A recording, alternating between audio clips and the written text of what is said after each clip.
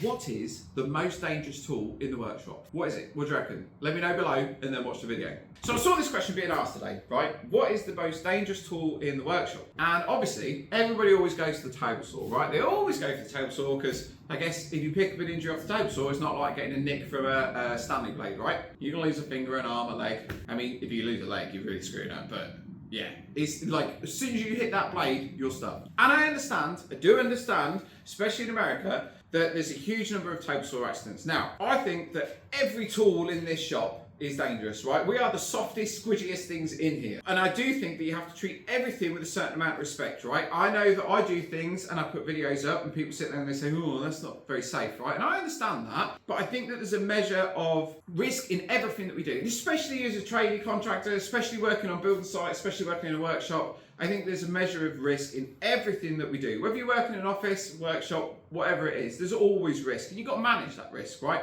And so we manage that risk by using guards or having training or understanding that when we're tired, when we're worn out, when we're really sick, we maybe need to step away from certain things or we take a set number of breaks. You know, we just got to manage that risk. However, in my experience, I'll tell you what I think are some of the most dangerous items in the shop. And when I say dangerous, what I mean is that you get injured by the most, okay? I don't necessarily think it's something that you get one injury with in 20 years.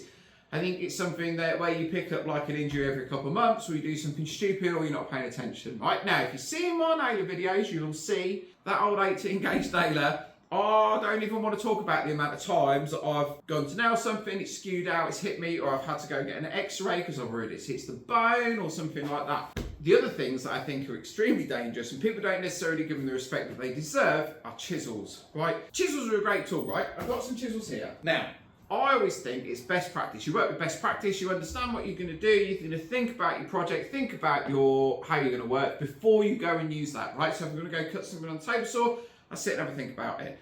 Might only be 15 seconds, but I sit and have a think about it. Today I was working on cladding a roof, and so before I went up that ladder, I had to think about it. Checked what I got with me, checked what I put up on the roof. Just have a think about it before you go and do something so you assess that risk in the first place, right? Now these bad boys, right, I have seen so many people end up with quite serious injuries. I saw one guy on a building site once in shorts, not that I have any problem with wearing shorts in hot weather, but he was doing something really stupid and he slipped and almost nicked his artery. There was blood everywhere. And it was like, I'm not going to go into it because nobody wants a gory video, right? But it was a mess.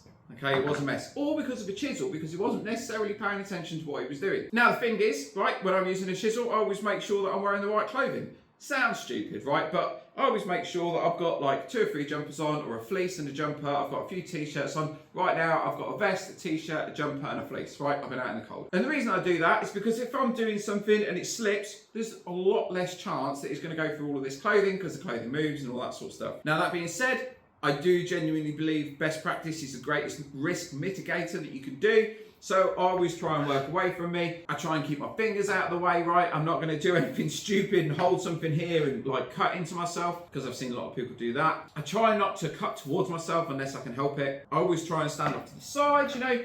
I think it's just by managing that risk and thinking about what you're doing and thinking, is this a stupid thing? Do you know what I think a great way to think about it is, would I teach somebody else to do this?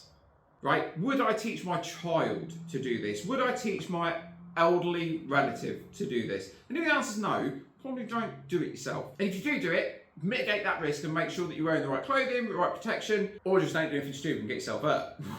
Right? I think there's other danger, and like, don't get me wrong, right? I think there's other dangerous tools in the shop. I think router tables are a little bit mental if you're not very careful. I think people that do, if anything, I think the router table is probably more dangerous than the table saw, right? Because the table saw, the blade's only spinning in one direction. I know the router table, the blade is spinning in one direction as well, but what I mean is there's more opportunity for the router table to grab a piece of timber and pull it. And when it pulls it and twists it, it will pull your fingers into it. I've seen a lot of people get really injured with a router table. The reason that they get injured is because A, they're not switched on to what they're doing. B, they're not wearing the right protection, like with things like glasses and stuff like that, goggles. And C, they're doing something they shouldn't be doing, right? They're doing something they shouldn't be doing. If you're deciding to route a whole bunch of coasters, which are like 100 mil by 100 mil, and your fingers are going to get within like 50 mil of that blade, you're an idiot, right? You are asking for trouble. Now, don't get me wrong. Say, for example, I've got a piece of wood like this and I'm routing a slot in it, or I'm putting a 45 on it. I'll run this against a bearing. I don't have a problem with that. But you have got a fixed point, which is the bearing. Yeah. If I'm going to route a slot in it, I will make sure I've got a fence. I'll make sure I've got stops at either end. I'm mitigating the risk. Okay, I'm not doing something daft by sitting there trying to freehand route this with my little 2 index fingers and a pinky holding onto it, and then get really upset when it rips my hand apart and I lose 2 of my fingers. Do you know what I mean? Like, use your sense, mitigate the risk, think about what you do before you go and do it.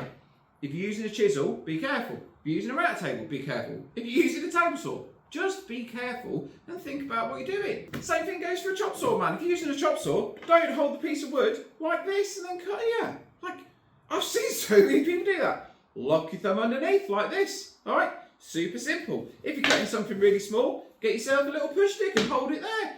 If it rips it out, doesn't matter because your hands aren't anywhere near it. Try to make sure that you leave guards on tools, right? Don't point sharp things towards you because that's stupid. Keep your fingers, right, away from spinny things. What is it they say? Never put your finger where you wouldn't put your... Like, just don't, right? Because nobody wants to lose a finger and nobody definitely wants to lose that. You just got to be smart about it, yeah?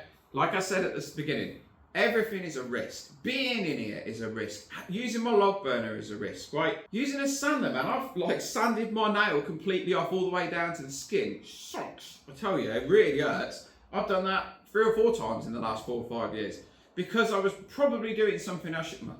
I was definitely doing something I shouldn't have been doing, right? What I should have been doing was not working until 8, 9, 10 o'clock at night to rush a project through, and I shouldn't have been using jigs that maybe were a little bit too small, all that sort of stuff. I screwed up. It's my fault, not the sander's fault, right?